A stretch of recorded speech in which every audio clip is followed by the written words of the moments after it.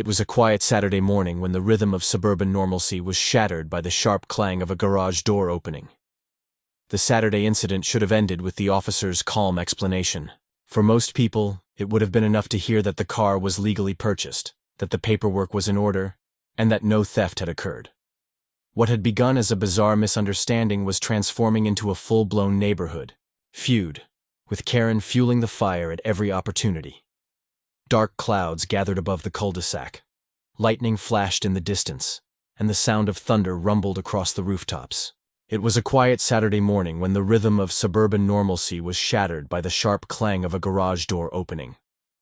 The sound echoed down the street, stirring neighbors from their routines, and it caught the attention of the one person, most eager to pounce on anything remotely suspicious, Karen, the self-proclaimed enforcer of the Neighborhood Homeowners Association.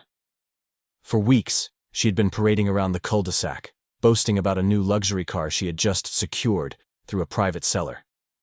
She made sure everyone knew she had finally stepped up from her aging SUV, treating the supposed acquisition as a symbol of her status. She had mentioned that the vehicle would be delivered soon, and she had already begun rehearsing the story of how she deserved such a fine piece of machinery. But as the garage door at her neighbor's house rose, Karen's eyes widened. Parked inside was a sleek, polished car that looked identical to the one she claimed she had purchased. To her, it was no coincidence. She was convinced she had been scammed, and worse, that the scammer lived right next door.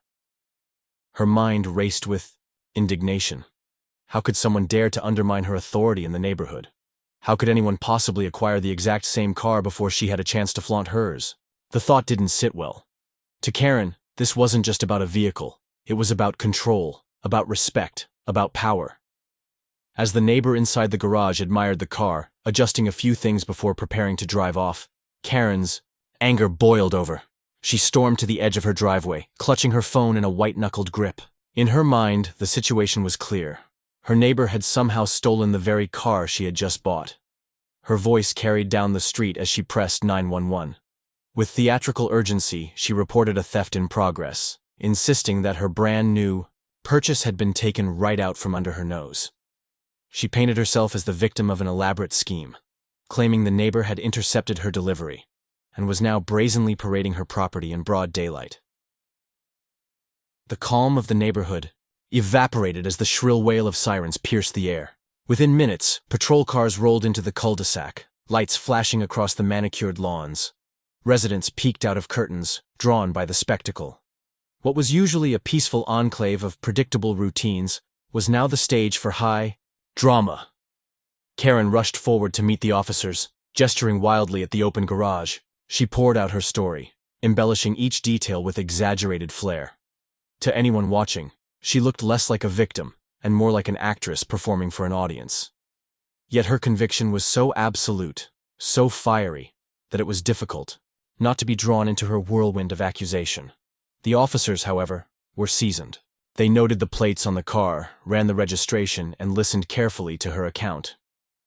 The results came back quickly. The vehicle belonged not to Karen, but to her neighbor. It had been legally purchased, registered, and insured long before Karen's supposed deal had even been discussed. But Karen was not one to back down, even when confronted with facts. She doubled down, insisting she had receipts, that paperwork must have been forged, that her neighbor was part of a larger conspiracy.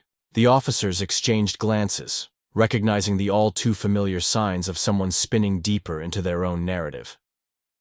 The neighbor stood silently, bewildered by the unfolding chaos. To them, this was surreal. A morning that had started with a simple plan to take the car for a drive had turned into a spectacle of flashing lights and wild accusations. The absurdity of it all left them stunned. When the officers finally turned to leave, advising Karen to resolve her concerns with her seller, the street remained tense. Karen, however, saw their departure not as a dismissal, but as a temporary setback. To her, this was only the beginning of a battle she was determined to win. And as the garage door closed that day, concealing the car once more, a shadow of unease settled over the neighborhood. Karen was not finished. She never was. Because, in her mind, the car was hers, and she would stop at nothing to prove it. The Saturday incident should have ended with the officer's calm explanation. For most people, it would have been enough to hear that the car was legally purchased, that the paperwork was in order, and that no theft had occurred. But Karen was not most people. To her, facts were flexible, and reality could be shaped by sheer persistence.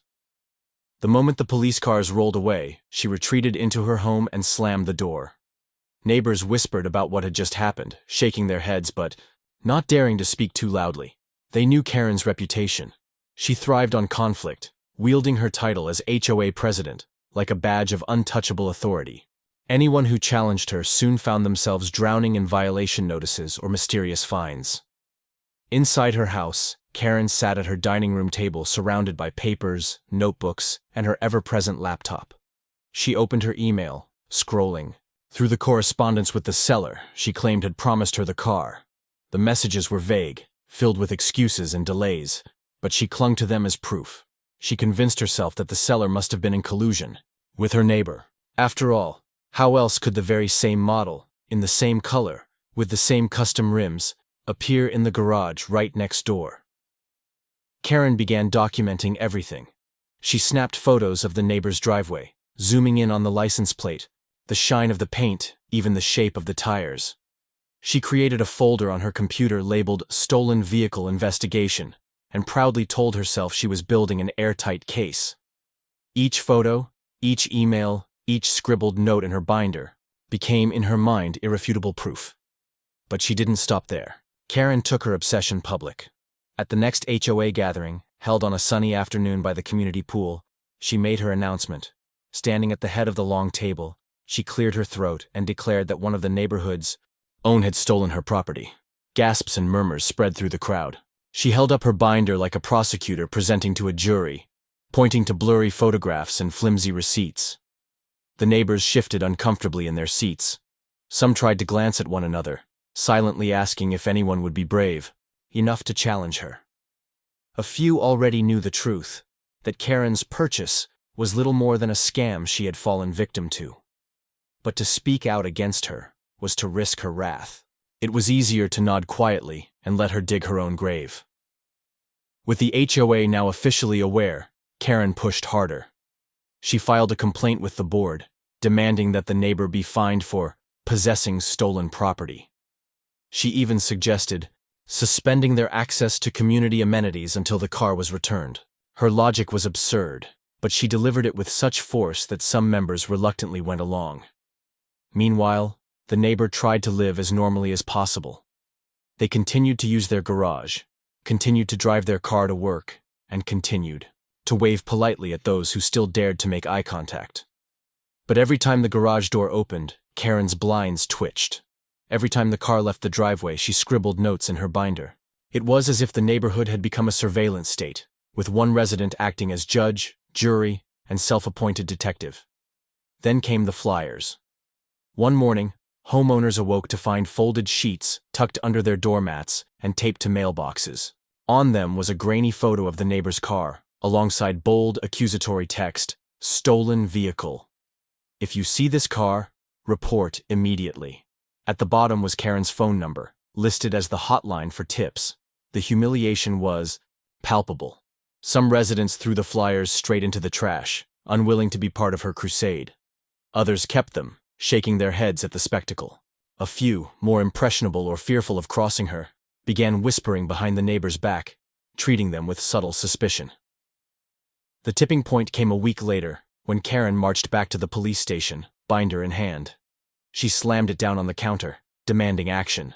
The officers patiently explained once again that the car was not hers, that she had been duped by a fraudulent seller, and that harassing her neighbor would lead to consequences. But Karen interpreted their words differently. To her, this was proof of a deeper conspiracy, that even the authorities were covering up for the thief next door. She returned home angrier than ever, her resolve hardened. If the police wouldn't enforce justice, and if the HOA wouldn't fully back her, then she would take matters into her own hands. And so, one evening, as the sun dipped below the horizon and the cul-de-sac glowed in soft street light, Karen stood at her window watching her neighbor park the car once again. Her eyes narrowed, her grip on her phone tightened, and in her mind, a new plan was forming. Because for Karen, The battle was no longer about a car. It was about dominance, about proving she could not be ignored. And the war she was about to unleash would make the first 911 call look like a minor misunderstanding. The tension in the cul-de-sac had reached a boiling point. What had begun as a bizarre misunderstanding was transforming into a full-blown neighborhood feud, with Karen fueling the fire at every opportunity. Her obsession with the car next door was no longer just about ownership. It had become a mission, a personal crusade she believed the entire community should rally behind. But the truth was clear to everyone else. Karen was spiraling. Despite warnings from the police, she escalated. Surveillance became her first weapon. She planted an old camcorder in her upstairs window, angled perfectly toward her neighbor's driveway. Every time the garage opened, she pressed record, narrating her own commentary as if she were producing an investigative documentary. Hours of mundane footage accumulated on her hard drive, each clip meticulously labeled with the date and time. Her second weapon was intimidation. Whenever the neighbor parked the car in the driveway, Karen would appear outside, clutching her binder and staring intently. She paced back and forth, jotting notes on a clipboard, making a show of documenting supposed evidence. Neighbors whispered that she looked more like a private investigator in a TV drama than an HOA president. But it wasn't enough. Watching and recording did not satisfy her. Karen wanted results. She wanted the car removed, and she wanted to be the one responsible for its disappearance. Late one night, under the cover of darkness, she crept into her garage and wheeled out a can of spray paint, a roll of duct tape, and a stack of violation notices she had written herself. Moving with deliberate care, she crossed her lawn and approached the car, parked neatly in her neighbor's driveway. Her heart pounded, not with fear, but with exhilaration. To her, this was justice. She slapped one of the fake violation notices onto the windshield, claiming illegal possession of HOA property. Then she carefully taped more to the hood and rear bumper, as though she were marking stolen goods for repossession. For a moment, she considered using the spray paint, but decided against it. Not yet. She wanted to make a statement, not a mess. By morning, the neighborhood awoke to the sight. The car looked as though it had been ticketed by some higher authority, plastered with Karen's accusatory paperwork. Residents shook their heads, some chuckling at the ridiculousness of it all, others worried about how far she was willing to go. The neighbor peeled the notices away silently, bagging them as potential evidence. They were no longer dealing with an eccentric nuisance. They were dealing with harassment. The stack of bogus violations made its way to the local police department that afternoon. But Karen wasn't finished. A few days later, she escalated again. This time, she tried physical interference. Waiting until the neighbor drove away, she marched to the driveway and carefully placed traffic cones in front of the garage door.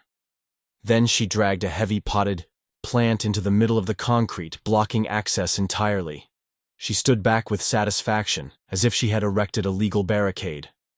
When the neighbor returned, the scene was absurd. An obstacle course of cones and ceramic pots sitting in their driveway. The car eased to a stop, headlights illuminating Karen standing proudly in the middle of the street, arms folded. The obstacles were removed swiftly, but Karen viewed it as another victory. In her mind, she had asserted authority and forced her neighbor to recognize her dominance. She bragged at the next HOA meeting that she had taken preventative measures against stolen property. Her audience, a mixture of weary homeowners and silent skeptics, listened in discomfort. Nobody dared challenge her directly, though whispers spread rapidly once the meeting ended. But while Karen basked in her self-appointed role as enforcer, the neighbor was building their own case. They had spoken quietly with attorneys, handed over the bogus notices to police, and even shared security footage that showed Karen trespassing onto their driveway at night. Step by step, the evidence against her was stacking up. Still, Karen remained undeterred. She convinced herself that every move the neighbor made was a calculated taunt, designed to mock her. She began muttering that the entire neighborhood was complicit, that people were in on it, that the car was more than just a vehicle, it was proof of betrayal. And so, on a windy Friday evening, as storm clouds rolled over the cul-de-sac, Karen prepared her boldest move yet. She had scribbled plans in her binder, pages filled with arrows, notes, and frantic underlining. Her idea was simple but reckless. If the police and HOA wouldn't act, she would force their hand. She intended to stage a confrontation, one so dramatic it could not be ignored. And as the first drops of rain tapped against her window, she stood, at the edge of her driveway, binder in hand, eyes locked on the garage across the street. She was ready to unleash the storm she believed the neighborhood needed. The storm rolled in with the kind of force that seemed to echo Karen's state of mind. Dark clouds gathered above the cul-de-sac, lightning flashed in the distance, and the sound of thunder rumbled across the rooftops.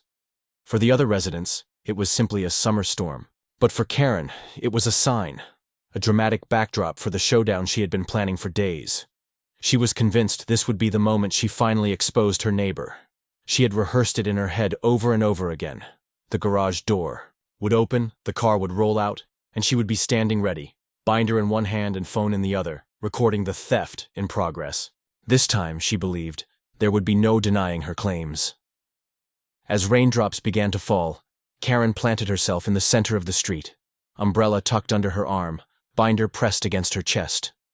The storm winds tugged at her clothes, but she didn't flinch. She was determined to be seen, to be noticed, to force a confrontation that could not be ignored. When the sound finally came, the mechanical hum of a garage door rising, it was like a trigger had been pulled. Karen's head snapped toward the neighbor's house, eyes narrowing as the vehicle emerged into view. Its headlights cut through the rain, reflecting off the wet pavement. This was it. Karen thrust her phone into the air, shouting into the storm, narrating the crime she claimed was unfolding. She stepped closer, pointing frantically at the car, accusing her neighbor of driving off with her stolen property. Her voice carried through the cul-de-sac, amplified by the echo of thunder. The neighbor, stunned, hesitated for a moment before pulling out of the garage. To them, it was just another attempt at harassment, but this time it was impossible to ignore. Karen wasn't just yelling at her own window or scribbling in a binder. She was standing in the street, blocking the path, creating a spectacle. Within minutes, the flashing lights returned. Police cruisers pulled up, tires splashing water onto the curb. Officers stepped out, rain beating on their jackets, their expressions caught between irritation and exhaustion. They had been here before, and they already knew what they were walking into. Karen wasted no time. She rushed to the nearest officer, binder open, pages already sticking together from the rain. She flipped frantically through her notes, trying to show photographs, flyers, and scribbled accusations. Her words came out in a torrent, fueled by adrenaline and indignation. The officers listened patiently, but their eyes told the story. They had heard enough. One approached the neighbor, who calmly produced their registration and insurance documents once again. Within seconds, the truth was reaffirmed. The car was theirs, legally purchased, fully documented. But Karen wasn't listening. She was too far gone into her narrative, shouting louder, waving her hands wildly, insisting that she had been the victim of fraud.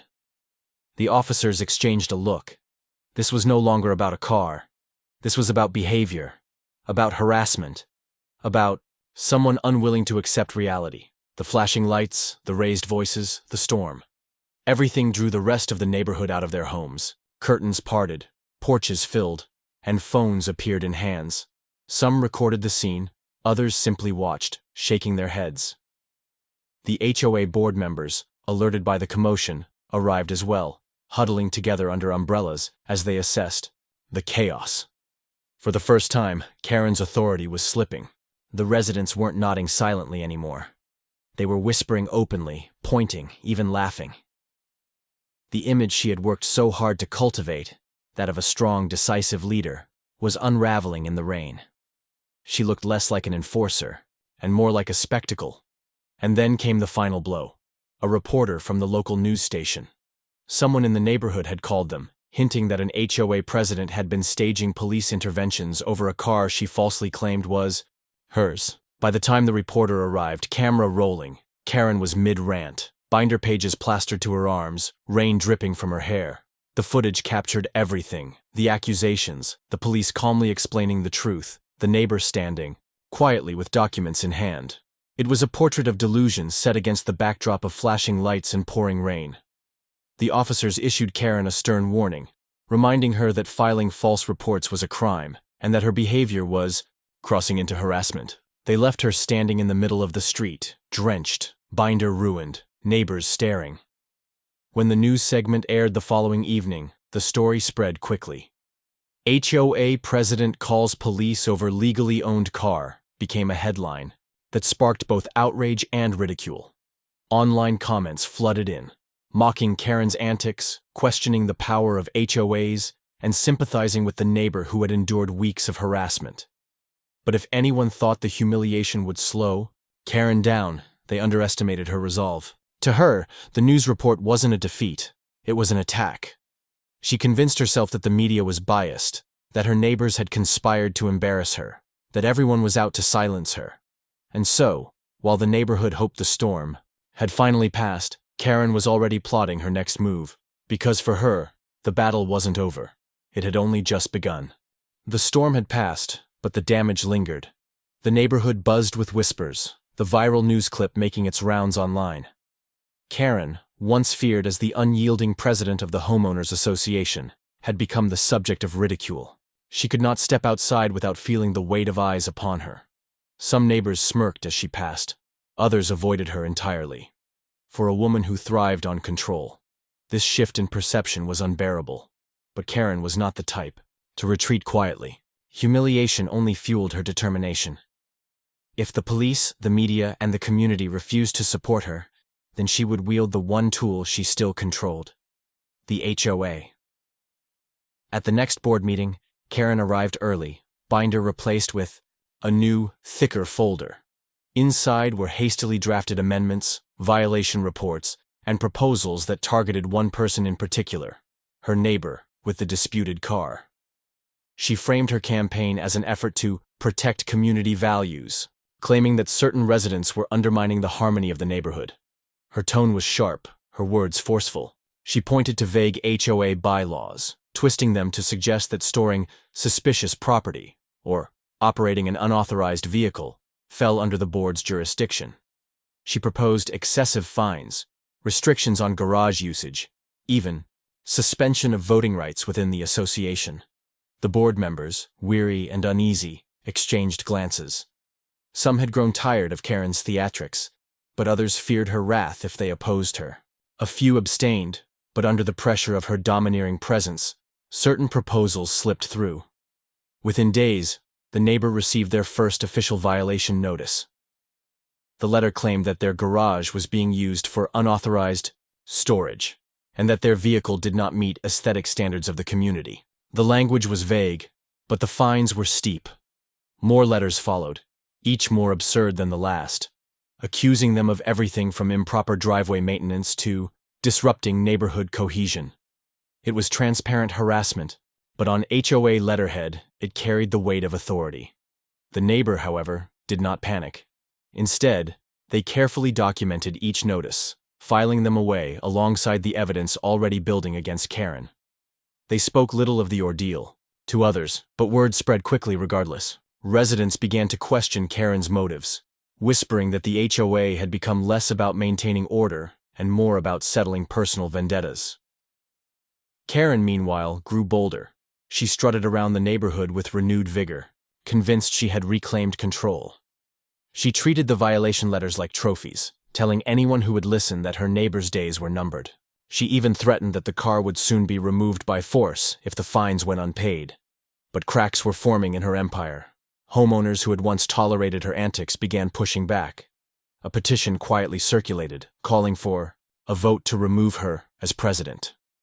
The petition passed from door to door, gaining signatures as residents shared their frustrations, unreasonable fines, petty enforcement, and now the spectacle of the car dispute.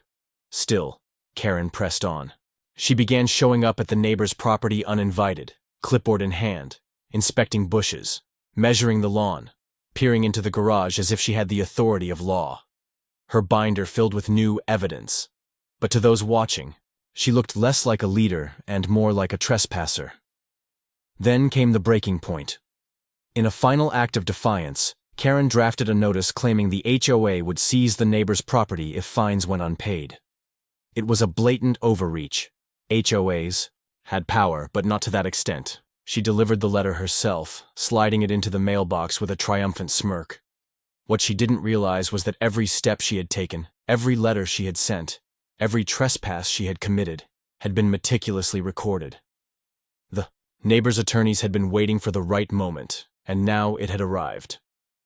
That evening, as Karen basked in the illusion of victory, papers were being filed. Not HOA violations, but legal action. The neighbor wasn't just defending themselves anymore. They were preparing to dismantle Karen's grip on the entire community. And when the summons finally landed at her door, Karen's world began to crack. Because, this time, she wasn't dealing with neighbors or police warnings. She was dealing with the law. The letter arrived on a quiet weekday morning, but its weight was louder than any siren or storm. Karen tore open the envelope with impatient hands, expecting perhaps another HOA payment or routine correspondence. Instead, she found herself staring at a thick stack of legal documents. The words leapt from the page. Harassment, defamation, trespassing, abuse of authority. For the first time in weeks, Karen felt her confidence falter. Her binder, her flyers, her accusations. None of it mattered in the face of an official summons. The neighbor she had targeted had finally fought back, and now the matter was no longer confined to HOA meetings or cul-de-sac gossip. It was heading to court. The news spread quickly. Neighbors who had once rolled their eyes at Karen's antics now spoke openly about her downfall. The petition to remove her as HOA president gained momentum, signatures flowing in faster than ever. What had once been whispered discontent became a unified outcry. Karen, the woman who had ruled the neighborhood with an iron fist of violation notices and endless surveillance, was finally being challenged in a way she could not control. Court day arrived with a charged atmosphere. Residents gathered outside the courthouse, some out of curiosity, others out of quiet celebration. The story had already made local headlines, and now cameras lined the steps. Karen, binder clutched tightly against her chest, marched into the building with the same defiance she had carried into every confrontation. But this time, her audience was not an HOA board or a group of weary police officers. It was a judge. The proceedings were methodical, precise, and devastating for Karen. Evidence was presented piece by piece. The bogus violation letters, the late-night trespasses caught on camera, the flyers labeling her neighbor's car as stolen, the recordings of her shouting false claims into her phone during the storm confrontation. Each item painted the picture of a person consumed not by justice, but by obsession. The neighbor's attorneys laid out the timeline clearly. Karen had not only harassed an innocent homeowner, but had abused her position as HOA president to amplify her vendetta. She had misused association funds for flyers, manipulated board procedures, and attempted to weaponize bylaws for personal gain. The binder she had carried so proudly for weeks was now evidence against her, its pages riddled with baseless accusations and fabricated notes. When it was Karen's turn to speak, she did so with the same fire she always had. She railed against conspiracies, insisted she had been scammed, and accused everyone, from her neighbor to the media to the police, of working against her. But the more she spoke, the more apparent it became that her case was not built on facts, but on delusion. The judge listened patiently, then delivered the verdict. Karen was found guilty of harassment and ordered to pay significant damages to her neighbor. Her actions as HOA president were deemed abusive, and she was formally removed from her position. The court further restricted her from contacting or approaching her neighbor under penalty of law. The ruling was decisive, and its impact immediate. Karen's power crumbled overnight. Without her position, the HOA board quickly restructured, electing new leadership that prioritized fairness and transparency. Residents who had once lived in quiet fear of fines and retaliation now breathed easier. The flyers disappeared, the bogus violations were rescinded, and the cul-de-sac began to heal. As for Karen, she became a recluse. The woman who once strutted proudly down the sidewalks with a clipboard in hand now drew her curtains tight, avoiding the very neighbors she had once tried to dominate. Her binder sat abandoned on a shelf, its pages curling with age and dampness, no longer a symbol of authority, but of downfall. The neighbor, meanwhile, finally lived in peace. Their car, the same vehicle that had ignited weeks of chaos, now sat quietly in the driveway, unbothered by accusations or sabotage. Every time the garage door opened, it was just another normal part of life. No sirens, no shouting, no spectacle. The Neighborhood 2 moved on. The story lingered in conversations for a while, a cautionary tale shared with newcomers, a reminder of how quickly power could corrupt. But eventually, it faded into memory, replaced by block parties, yard sales, and the ordinary rhythm of suburban living. And so, the saga of Karen and the stolen car came to an end. What began with a single garage door opening had spiraled into chaos, only to conclude with justice, restoration, and a community free from the grip of obsession. Karen had called 911, staged confrontations, and weaponized the HOA, all to claim ownership of something that was never hers. In the end, she lost far more than a car. She lost the trust, respect, and control she had once clung to so fiercely. And as the cul-de-sac settled back into peace, one truth remained clear. Sometimes, the loudest voices fall the hardest when the neighborhood finally speaks.